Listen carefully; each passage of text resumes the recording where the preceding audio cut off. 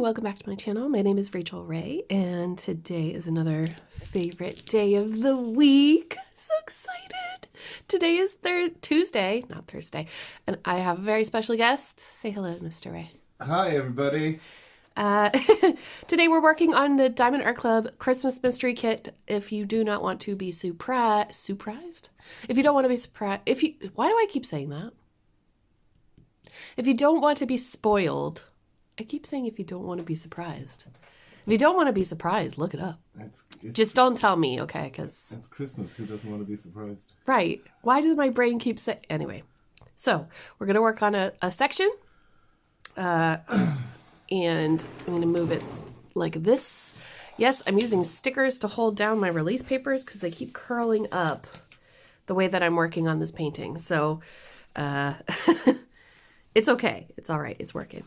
Anyway, we're working on this. I'm using all the tools that I used in the last video. I have them linked down below if you want to check it out. Oh, James, could you turn off the overhead light for me, please? That's much better. Okay, so now we don't have glare. This looks like a very confetti-filled section. What do you think? Yeah, that looks pretty confetti. You don't have to agree with me. But what do you think about the black and white and like... Oh, this is the secret one, isn't it? Yeah, it's they call it a mystery kit. So we don't know what the colors are. I can't see anything. Some people are easily able to see, you know, the shapes based on the symbols. I can't see anything. So as each square comes to life, I'm like, whoa, that is really cool. Because right now it just looks like nothing to me. I really like the idea of this where you can't see the picture and you don't know what it is and it develops. I really like that. Yeah. So Miss Coffee got one that's dark fantasy and mine's Christmas. So, woo. I might have bought the dark fantasy one. Anyway, what are we talking about today? Today at 9:30 in the morning. Today at 9:30 in the morning, we are talking about some strange goings on in the Curlew Mountains. In Ireland?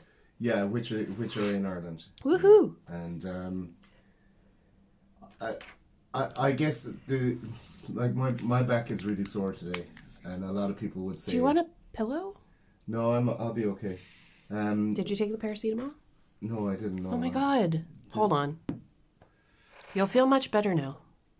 Yeah. Okay. All right. Strange goings on in some mountains. Where's the mountains?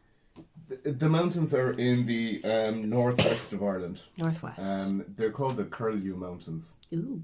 Yeah, and they're up in kind of Roscommon kind of area, you know. Okay. And it's like kind of Ireland's Lakelands, you know. Mm-hmm. The Shannon River starts up there. Is that where the frogmen are? If there were frogmen, this is no doubt where they would be. Yeah. Oh, by the way, if you want to go back and watch videos that we've made before, I have a playlist. I'll put it up here so you can check it out. But I suppose before you broke my train of thought and made me take paracetamol, I was going to say that it occurred to me that the reason my back is sore is that they're using a direct energy weapon on me. Oh. Because we're getting so close to the truth. Let me at them. We're getting close to the truth, and they're trying to stop disclosure. That's it, yeah. So the Curlew Mountains they're a hotbed of kind of UFO activity and stuff like that. You know, like there's a famous incident from like 1925 called the Loch Gurra Lights. Loch Gurra Lights. Yeah, there's a Loch is lake, obviously. Yes. Yeah, so the Loch Gurra Lights were like these lights that were seen over Loch Gurra by like loads of people in the surrounding area, you know. And then I can't give an exact date, but in the 70s, you know, this incident happened where there was this group of like kids. They were about 15 or 16, you know, and they're up the mountain and they set up some tents, and they're going camping, you know. Yeah. So they set up some tents and they have a little fire, and while they're setting up the second tent that they have, they can see these things just outside of the firelight, kind of skitting, you know. And they're like, what is that? Is it like a fox or something? You know? Yeah. I don't think it's rabbits or anything like that. It's too big to be a hedgehog or whatever. and they're starting to set it up, and then next thing you know, they start getting these stones pegged at them, you know? So they're in there, and these tiny creatures basically start throwing these stones at them, like, and they're described as being kind of greyish green, around about just over 1 meter in height. Yeah. And that's it. Basically, they have to chase off these guys, like off these creatures. Oh my and that's goodness. in the mid-70s, you know. Yeah. And then in the hold on one second. So just quick tip, if you're having trouble, too many symbols, just get another piece of release paper and cover it up, and it helps you to concentrate, and also your hand won't get in the glue. Okay. So our story proper starts on May the 7th, 1996. Okay.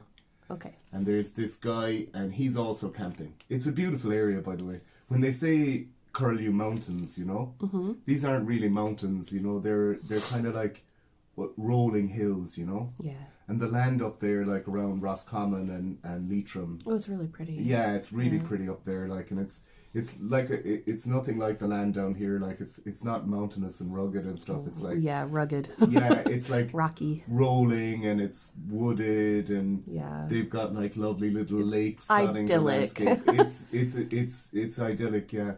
So this guy is camping in 1996 on the banks of the River Key, yeah, and he's just chilling, and it's about like 3:05 in the morning.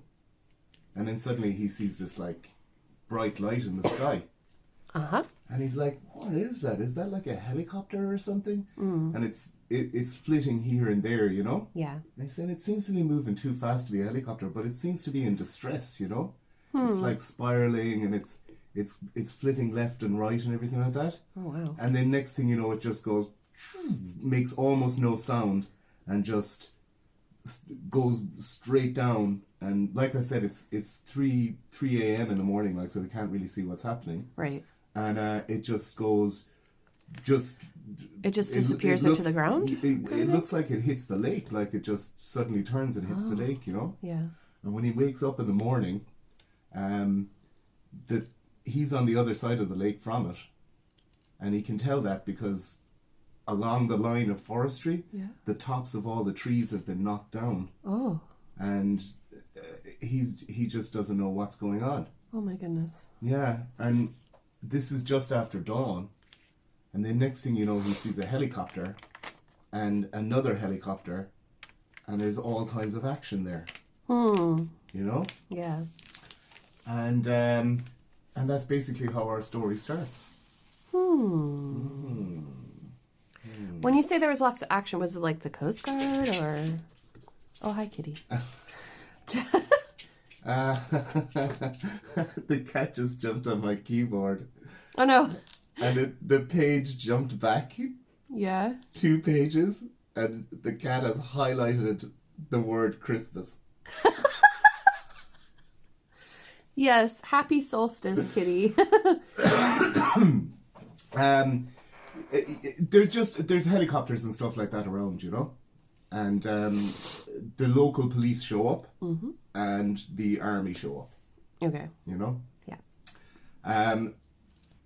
Anyway, it's a big hullabaloo, you know, and a lot of people around the local town of Boyle, they start reporting that they also saw this light flitting around in the sky and going down. You know. Yeah. So they were all at the same house party. Let's just. This kind of tweaks. This tweaks the interest of the local Irish UFO organizations. Of course. Now. Wait, we have local Irish UFO organizations. We have. Hold on. We have, in typical Irish style, at that time, we had 2 main UFO organizations in the Republic. Okay. We had a UFO organization in Northern Ireland that was part of another UFO organization based in Yorkshire, I believe. Naturally. And so at that time, there are 3 separate UFO organizations operating in a country with only 4 million people. I have got to assume that this is down to the Irish habit of creating splits because of minor disagreements. Yeah. Which is Really, Kitty? Which is such a traditionally Irish thing to do, you know? So those two organizations, they start investigating, yeah? Yeah. Yeah. And they start investigating in a very traditional kind of way, you know? Okay. They basically show up to the area and start interviewing people, okay? There's one lady from the, that's based in Belfast, called Rena Maguire, you know? And Rena Maguire shows up. She's with Quest International. They're like a UFO organization from the northwest of England, and or based in the northwest of England. So she shows up and starts interviewing local people. Yeah. Yeah. Then there's other people. Then like what's the dude's name? Nally, Carl Nally, and Carl Nally. Carl Nally, yeah, and his associate. These guys are pretty famous in Irish UFO things. Like it's like 9:30 in the morning, and I'm waiting for paracetamol to kick in. So. And that other guy who, for the time being, we're going to call Dave. We're going to call him Mr. Butler because I can't remember his first name. Oh, okay. So Nally and Butler show up. Yeah. And so does this lady, Rena Maguire. And they're from two separate UFO organizations, yeah? Ooh. And then the drama. Freelance UFO enthusiast Rory Thornton from Galway, he shows up. Rory is in the, like, Rena Maguire, Nally and Butler, they're all in the ask questions and FOIA information, you know, kind of investigative vein. Yeah. Rory Thornton is in the I'm a clairvoyant and psychic, I do a little bit of everything vein, like, yes. you know? Yeah. So they all show up and they start like interviewing people and, you know, trying to get onto the cops, trying to get onto the army and stuff like that. Mm-hmm. And then a third person shows up, Betty Mailer. Mm-hmm. And Betty Mailer is interesting, like, because she was born in India, you know? Mm-hmm. At this time, she's in her kind of, she's just around about retirement age, kind of like in her mid-60s, you know? Okay. And she rocks up, and she was like born in India, you know, to like an Irish father and an Italian mother. And they were a very well-to-do family in India. The father's family like ran an indigo plantation, you know. And then what happened was that they invented synthetic dyes, and indigo wasn't as, you know, profitable anymore. Yeah.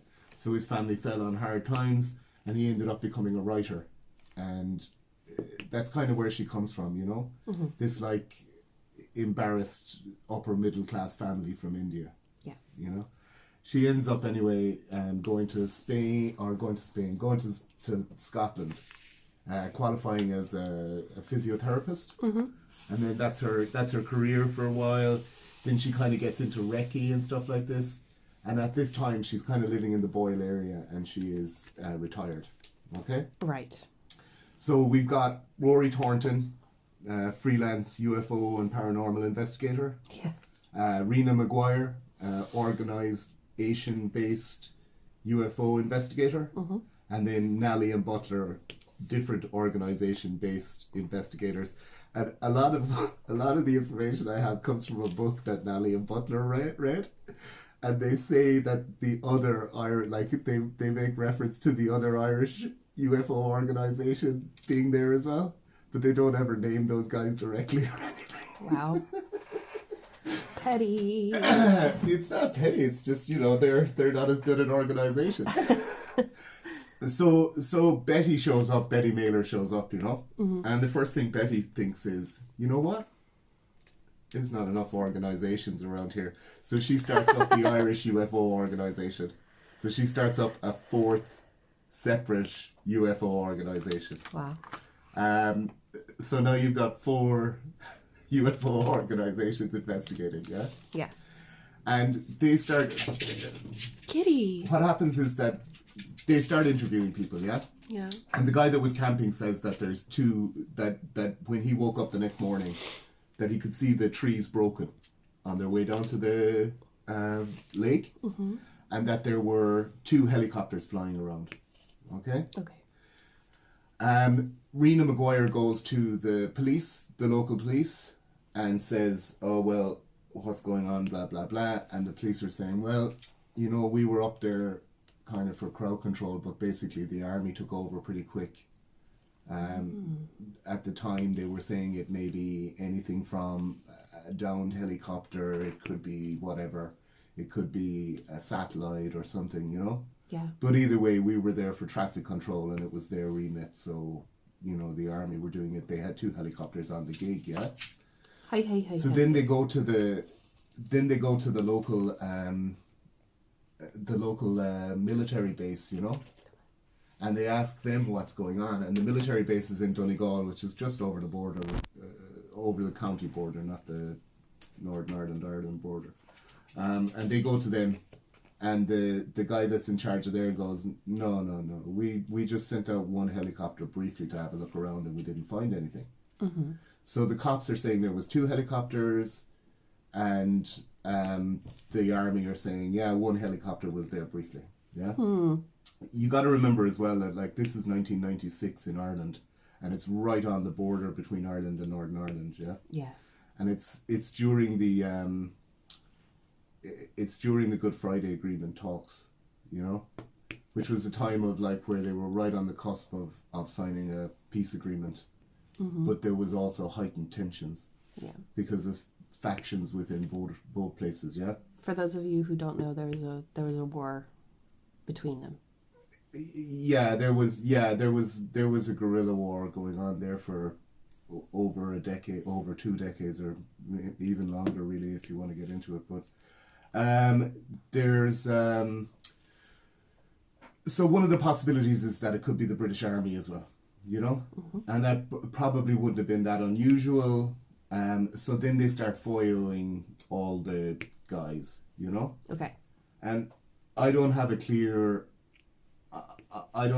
trace of what's going on here, you know, because I didn't take very good notes. Oh, James. And there's a whole, you know, because a lot of the stuff there's a lot of like, aha, gotcha, you know. And I put in the thing about her talking to the Gardaí, and then her talking to the Defence Forces, and that their stories didn't match up straight away. Yeah. Because that's pretty much what happens the whole way along here, you know? I'll try and add other stuff as we go along. Okay, let's go. Okay, so here we go. So this has happened, yeah? Mm-hmm. And it's happened, yeah. Betty, I don't know where to start. There's so much stuff here. Let's start with Betty, because she's new on the scene, yeah? So Betty, anyway, she goes down to the lake, you know? Mm-hmm. And she's in the same kind of organization. She's the same kind of approach as Rory Thornton has. Okay. You know? Yep. And Betty goes down to the lake, and she basically wants to communicate with the aliens, you know? Okay. And she thinks that by meditating and by, you know, trying to contact them in a 5D reality, as they say, you know, she'll be able to make contact with them and all that. So she starts doing all this, and she has a kind of retinue with her, you know? Okay. The retinue are her new UFO Investigation Organization that she's began.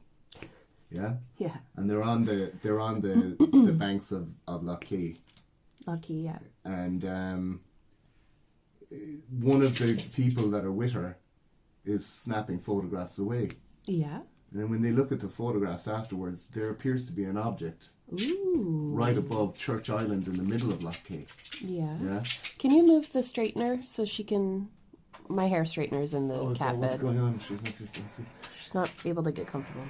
So they go back a short while later, and they take some more photographs, and there is another thing above Church Island in Lough.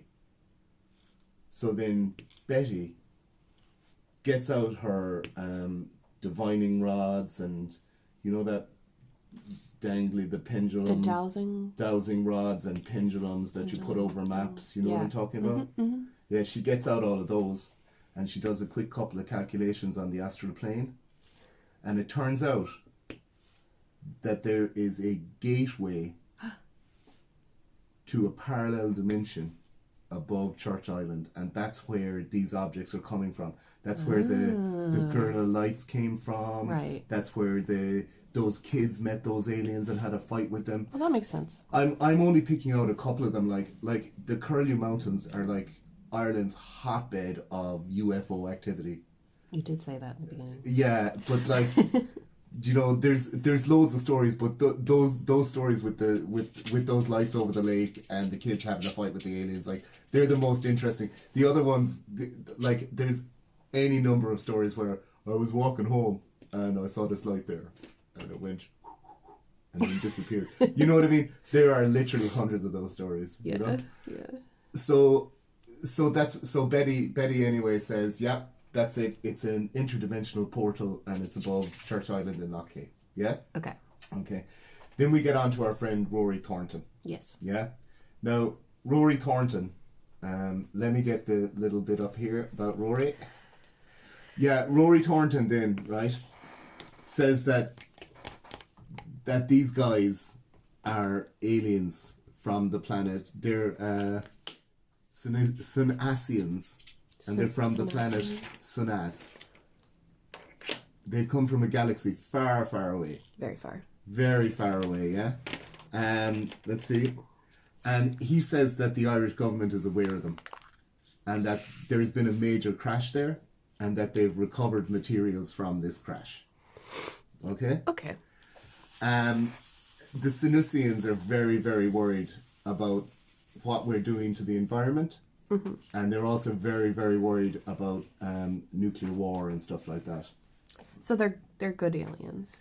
Yeah, they're the good guys, and this time they're not from the Pleiades, you know? But they are one of our space brothers. There's got to be millions of space brothers out there, yeah? Let's see. He also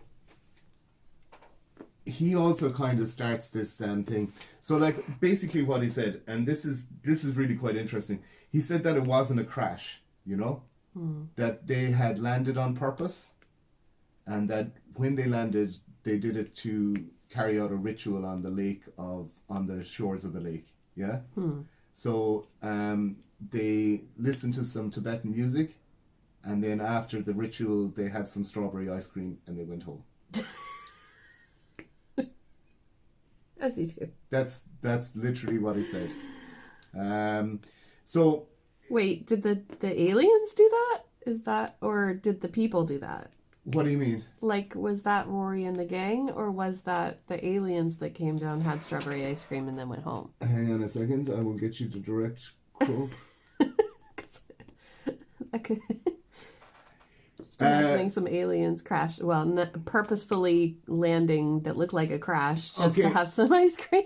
It seems that in my lack of notes and stuff like this, that I may have put heads and tails on, like heads and legs on this particular tale, because what it is that he describes the Sanusians as being small, intelligent, fond of Tibetan music and strawberry flavored ice cream, you know. So anyway,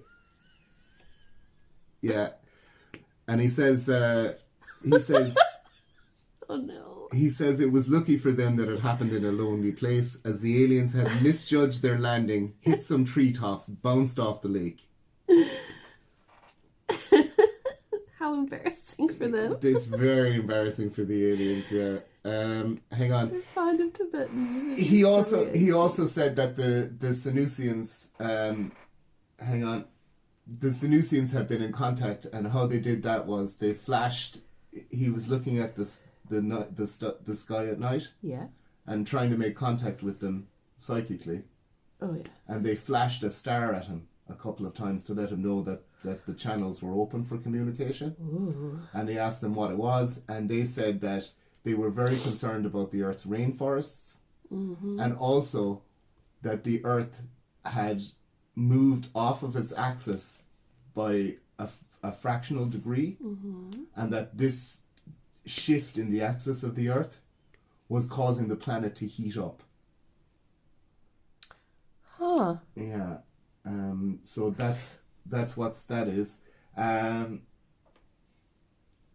he also said that the Irish government were warned to keep quiet about the about their about them having been in Ireland by both international governments and by the Sanusians themselves. Yeah. And he also said that government officials in Dublin were stonewalling him, and that he fully expected there to be disclosure starting in 2001, and that the things that we'd find out between 2001 and 20 years later, which is 2021, would be mind-blowing and earth-changing. Well, yeah. Have we learned anything? I mean, there's an awful lot of stuff going on with it, you know. But has there been a disclosure? No, not as such. No, I suppose there was those videos that they released last year. Where is Rory Thornton now? I couldn't find any. I couldn't see if he was. Is he on Facebook? Tinder? I think Rory is actually. I couldn't find any. What was I going to say? I couldn't find any other lists of them or whatever. This is in 1997. This is 23 years ago. You know. Yeah, so he'd be like in his 50s now. I think he was actually in his 50s at the time when this was happening. Like, okay. Other little tidbits is that he spotted a UFO first when he was 12. And he's told his friends, and then his friends started winding him up and calling him the Martian and everything like that. Okay. And they kind of ostracized him a little bit. Yeah. And it was then that he realized he was clairvoyant, and that he could talk to the aliens in his head. Ah, yes. And the aliens were helping him to heal people, so he had a clinic in Newcastle and Galway. He also claims that the Sanusians helped him to predict the death of Mother Teresa. Wow. Yeah. So far we have evidence of some kind of goings on, a la the broken trees, the helicopters around the place. Okay. And we have a number of different, not necessarily conflicting stories about it, you know? In that if the aliens are travelling to Roscommon, they're going to be going through a portal, you know, rather than travelling physically through time and space. Yes. They're basically using some kind of wormhole. And that's the crack. So anyway, that's the more metaphysical end of the investigation, you know? And now we kind of come to the Gumshoe version of the investigation, you know? The Gumshoe? Yeah, Gumshoe, you know, like running down leads, registering FOIA requests and talking to the people and, you know what I mean, that kind of thing. So like old-fashioned investigative stuff. Okay, yeah? That's an interesting way to put it. Have you never heard the term gumshoe? It's like an old word for like detective. Gumshoe.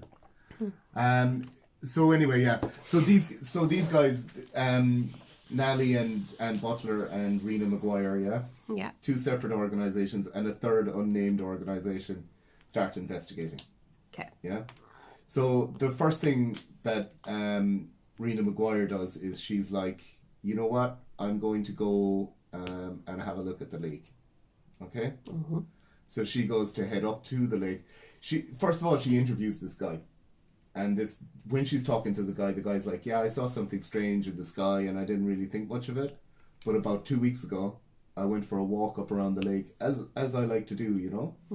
So he went up and he went for a walk around the lake, and he was approached by this guy in a security guard who said, I'm sorry, there's building work going on here on a road around the lake, and I'm actually supposed to be protecting this equipment so you can't walk up this road because the expensive equipment we're using to make the road is up there. And the guy said, this is a public road, like I walk up here all the time. Yeah. The guy said, yeah, well this time you can't walk up the road, you know? Yeah. And the guy's like, but this is like taxpayer money, like I can literally walk here if I want. No, I'm afraid you can't, you know? And as he's being hustled, you know, down this little boherine, yeah? Yeah. out of the way, he spots a hut, and the hut is absolutely bristling with antennae. Yeah. Now, she goes up there, and the same thing happens to her. She gets stopped by this guy, yeah? Yeah. But she's an investigator with Quest International, the UFO organization. Yeah. So she's not going to be dissuaded as simply as... No, she's used to being... She's used to being stonewalled in the interest of disclosure. Like. Yeah.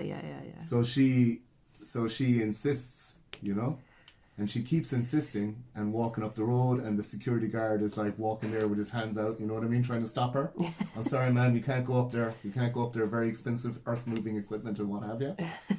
And she spots a second hut on the other side of the road, also bristling with antennae. Ah. Yeah? Yeah. And then this guy in a military uniform, and it's not an Irish military uniform, comes out, has a word with the security guard guy, and the security guard guy comes down and says, I'm sorry, like, they really, really, really want you to get out of here.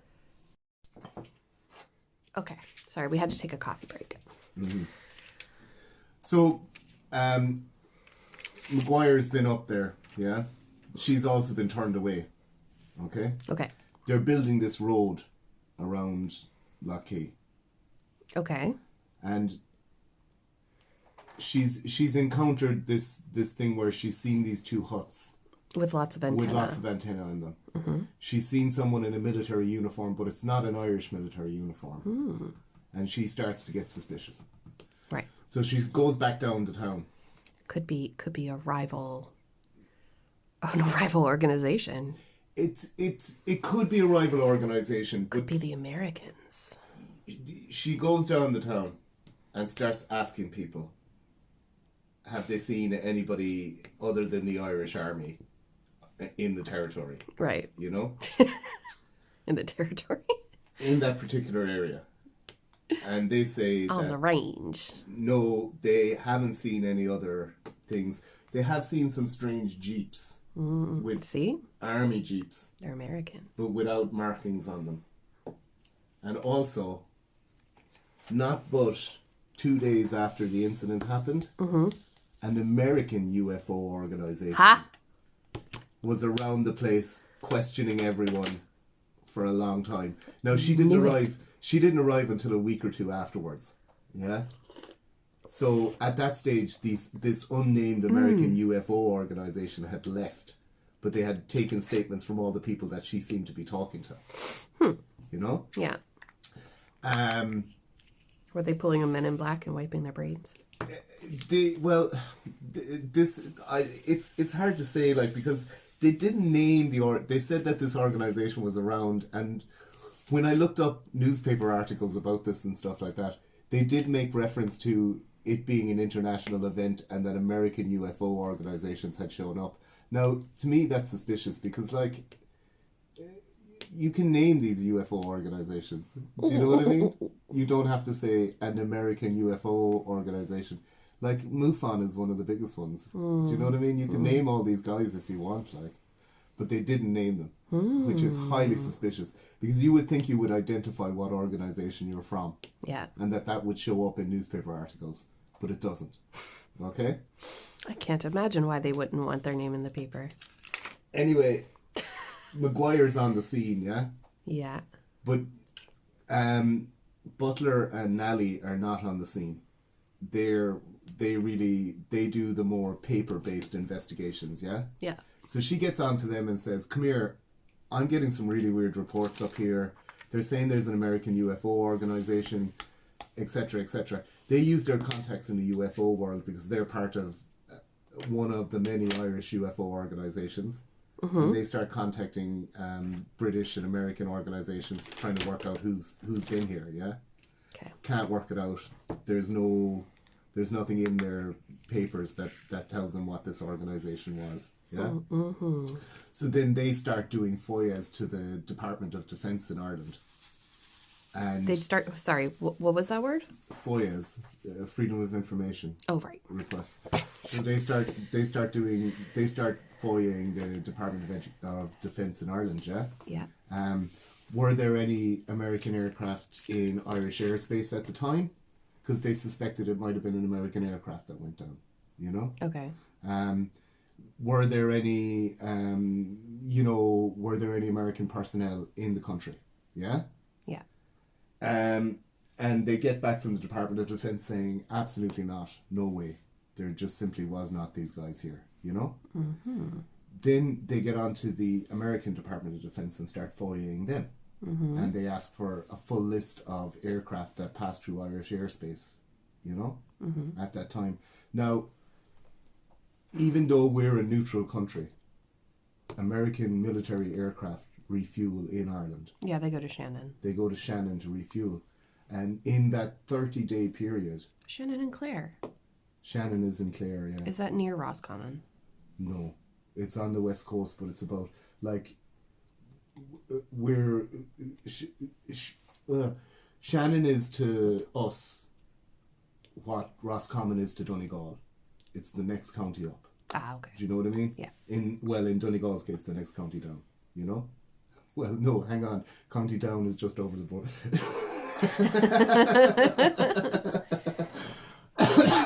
Anyway. Yeah, there's a county in Northern Ireland called Down. That's where the joke is.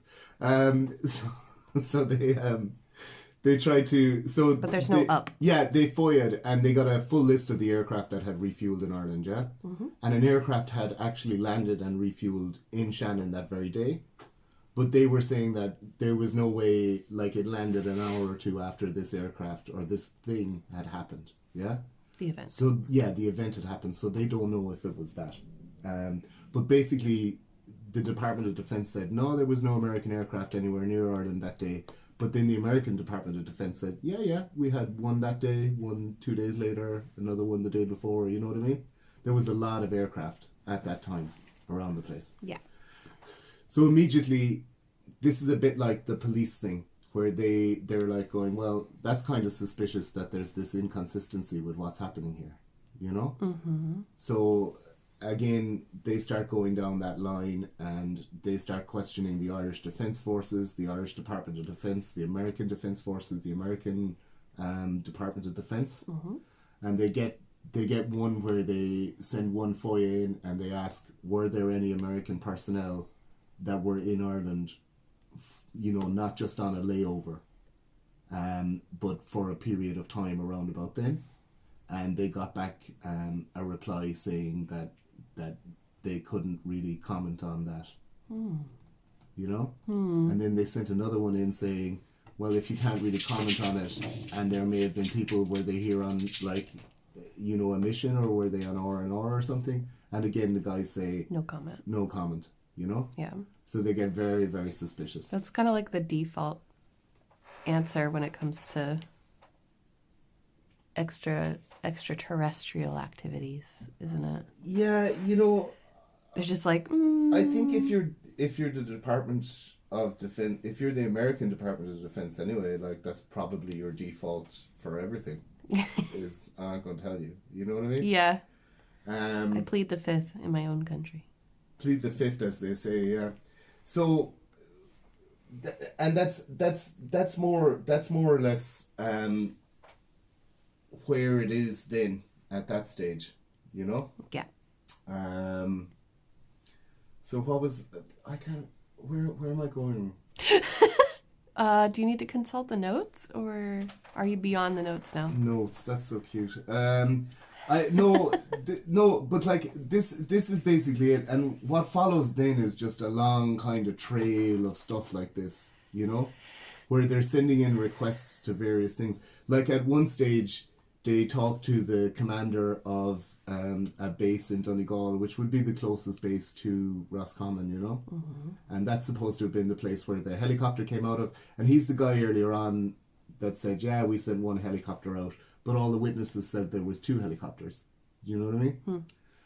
And he talks to him, and they talk to them, and they say, well, what's the story with that?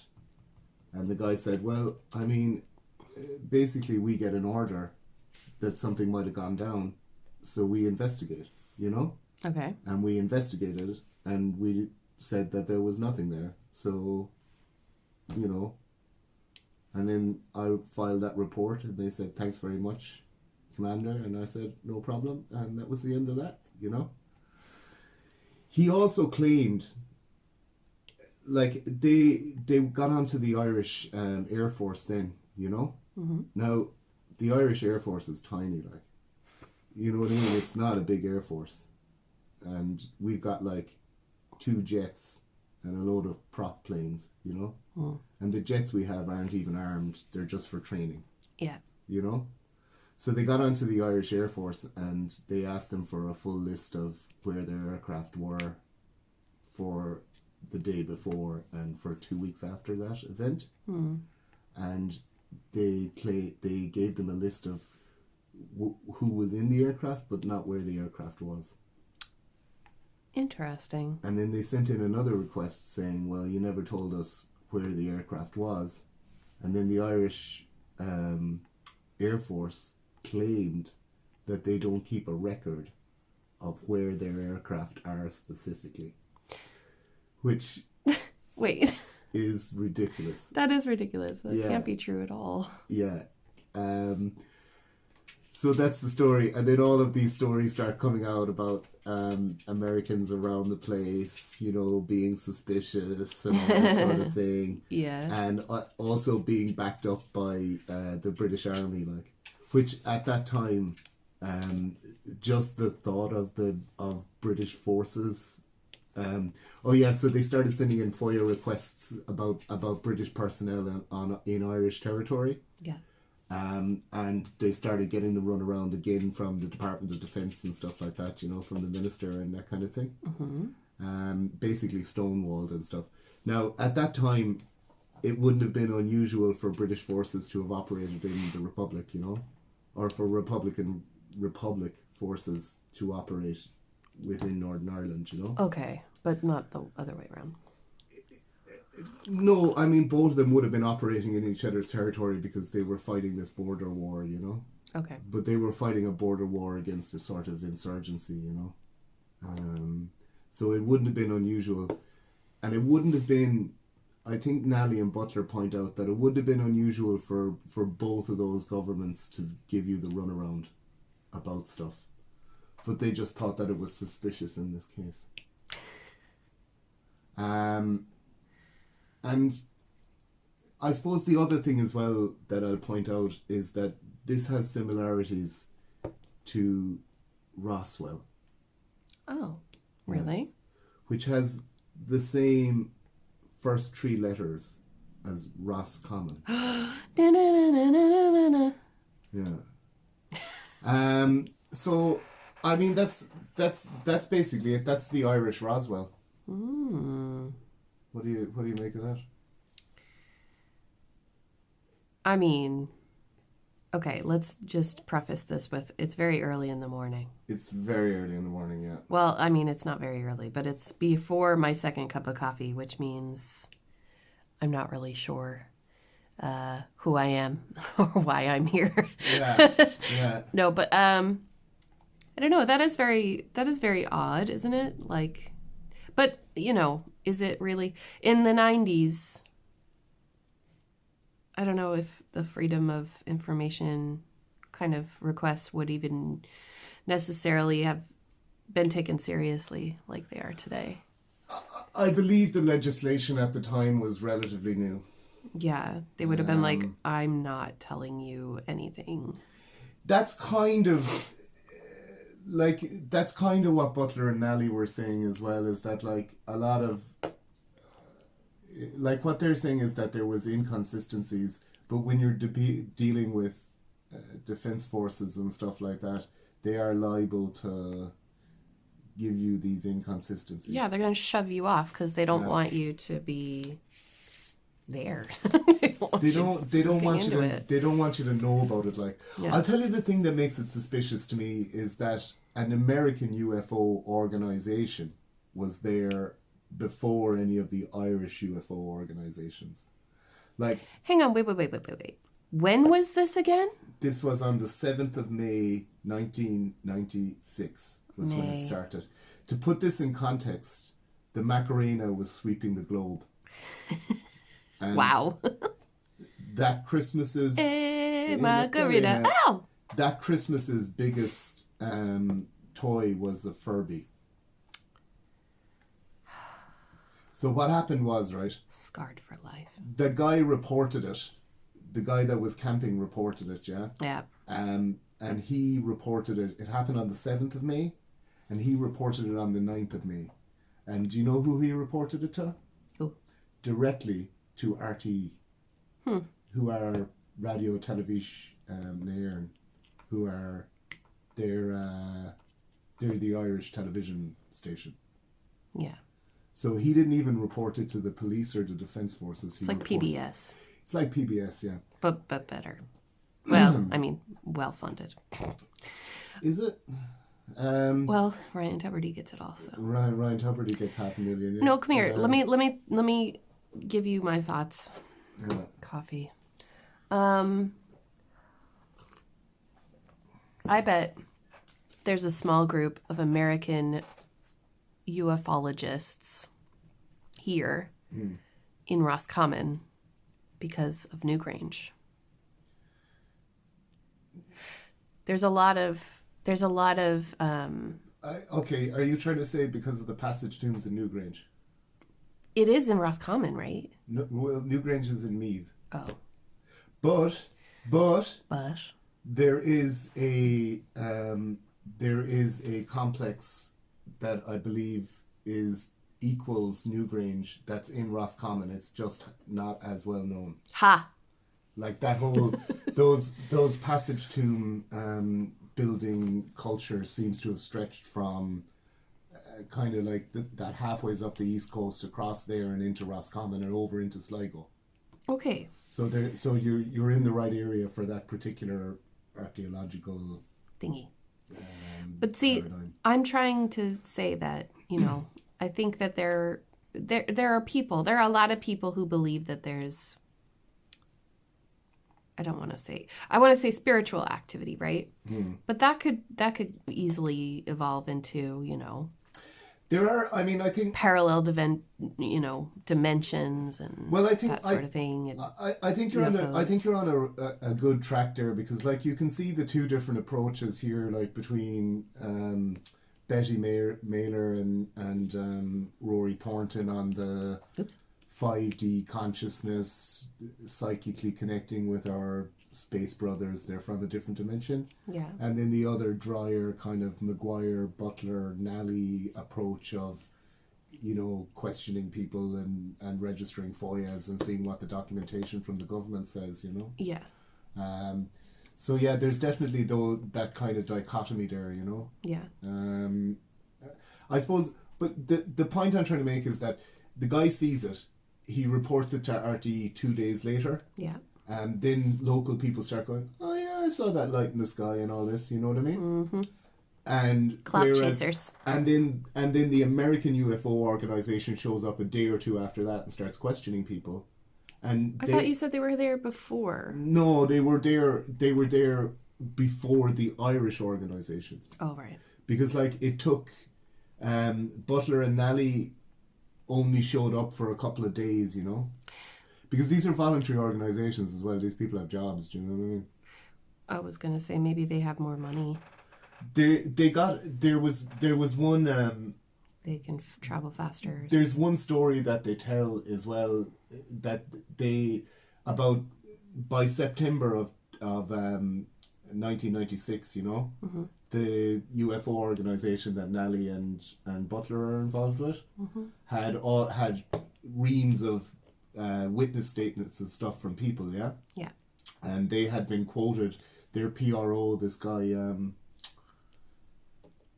Angus something or other, I can't remember his second name. PRO? Their public relations officer. Oh. Who was also he's a computer scientist, but he was also their head of looking at photographs and saying whether they're real or not. He got contacted by RTE by saying that they'd love to do a story on it or whatever, and he said, "Oh well," he said, the reason he was brought on board as well is that this couple came forward, right? Right. And they claimed that they had also been camping close by, but that they had actual video footage of the thing happening. Okay. You know? Yeah. Did they have a shotgun? They didn't have a shotgun, but they said that they had actual video footage of the thing happening, you know? Yeah, okay. So Nally and Burke said, that is so cool, we will meet you in this hotel on that day. And the couple were like, oh, we can't wait, blah, blah, blah. And they never showed up to the meeting. Now, they're saying there's two possibilities here.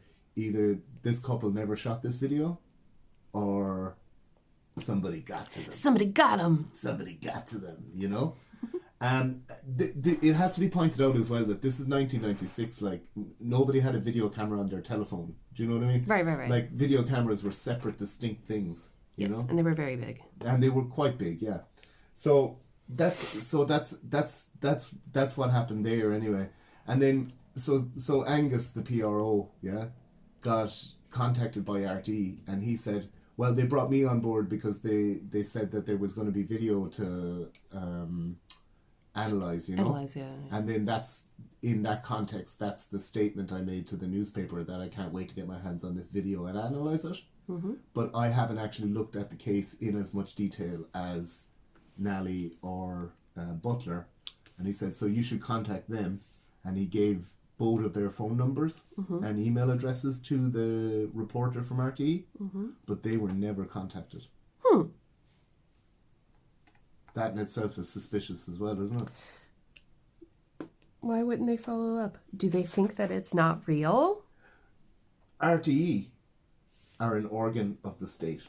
Ah, yes. Is an important thing to point out, you know? So, am I trying to... Yeah.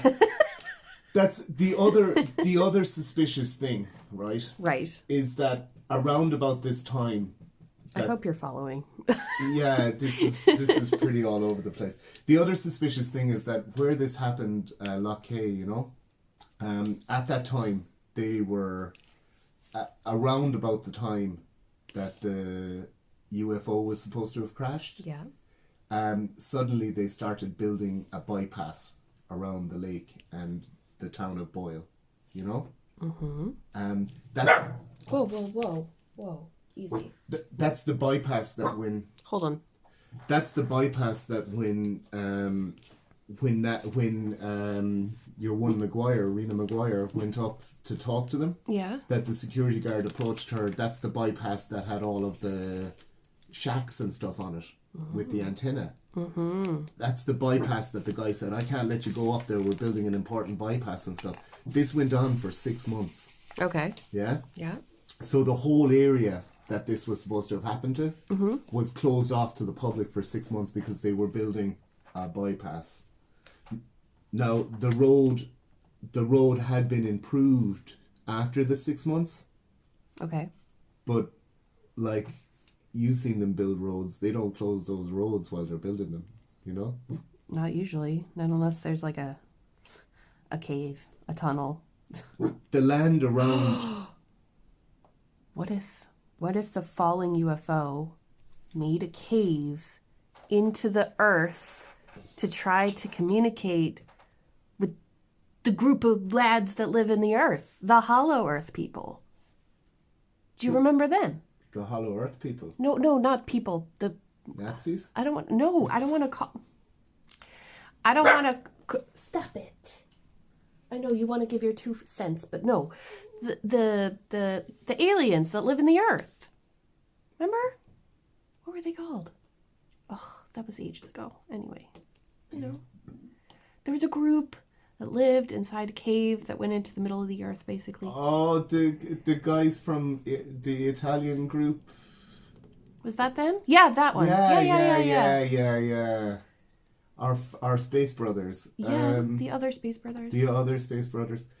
Yeah, they could have been with those guys maybe. It's hard to say. Because I'm just thinking that they don't just close roads for any old reason. Around here, it's because they have to do the whole road closure because there's like literally a tunnel, and that's where my mind went. Well, we have tiny roads here in Ireland anyway, so that's what I mean, like Mall's Gap or whatever. Yeah. Anyway, just the last point was that when this came up about the road closures and everything like that, Yeah. all of the land around the lake, or most of it, is administered by Coillte, who are the Irish Forestry Service. Yes. You know? So the final FOIA that Nally and Butler put in, based on Maguire's viewing and witness statements that there were cabins bristling with antenna up there, and with what looked like military guys hanging around them, So they put in a request to Coillte saying that, could they tell them of any cabins that were built in the area to facilitate the road stuff. Yes. And Coillte put back and said, no, there's no cabins. And then they said, we have witnesses that say that there are cabins in the area. And then Coillte basically get back onto them and say, okay, we've contacted the road contractors and they have stated that they built a single cabin for shelter on the site temporarily to facilitate the road works. Mm-hmm. But there were 2 cabins. There were 2. To witnesses. There were 2. Yeah. What do you think, James? What do I think? I think it's the Irish Roswell. I think. Oh, there's also later people came out and said that they had seen trucks going up there and removing materials from the site and stuff like that.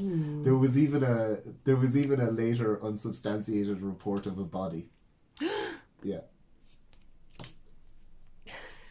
That's the story of the Irish Roswell. Roscommon. Oh my goodness. Well, I mean, definitely UFO. Definitely. Yeah. Do you see the thing about it is that every single one of these reports is from an anonymous source. You know?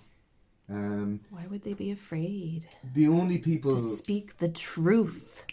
I don't know, like, I suppose for me the biggest red flag is that there was an American UFO organization on the ground before any of the people in Ireland. You said that, and why do you think that?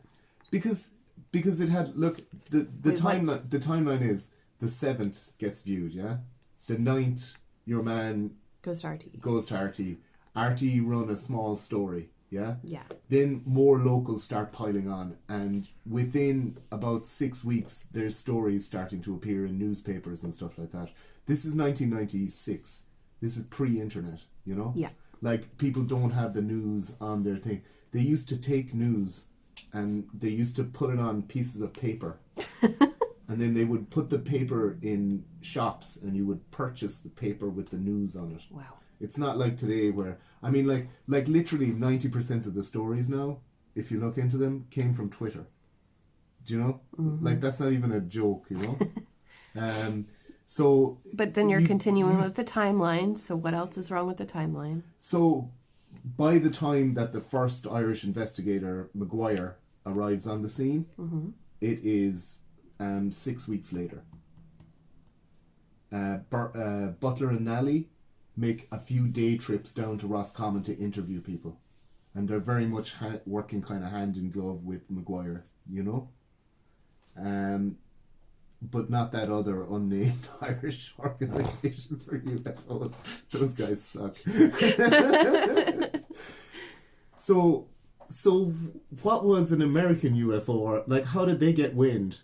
And like just Maguire is based in Belfast. Yeah? I think it was... She could have got in a car and driven to Roscommon in 2 hours. Yeah? Nally and Butler are based in Dublin or Meath, and they could have gotten a car and driven there in an hour and a half. Yeah. Do you know? But an American, I don't know if you're familiar with America, there's an ocean between it and Roscommon. They managed to show up 2 or 3 days after the event.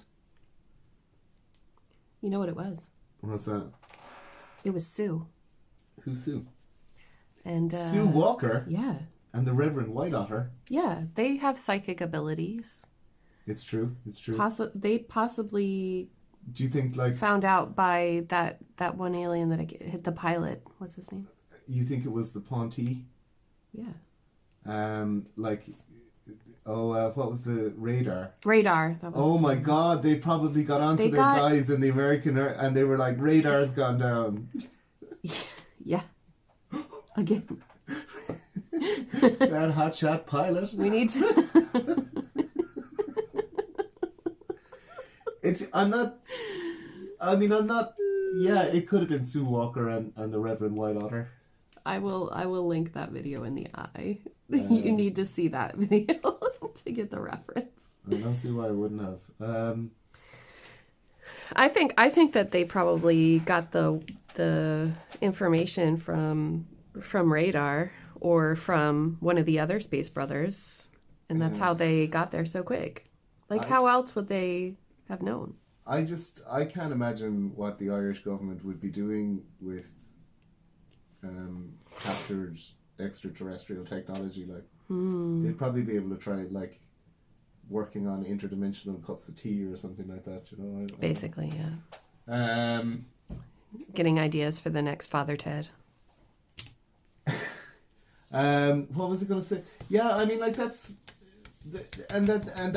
is the suspicious story of the Irish Roswell. You know, the other thing about it is that a lot of the stuff that's happened can just be explained with just standard incompetence.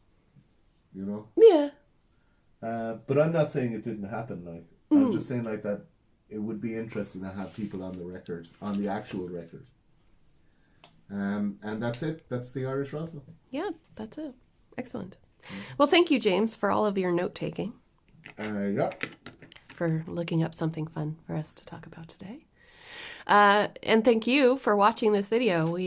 We really appreciate that you do.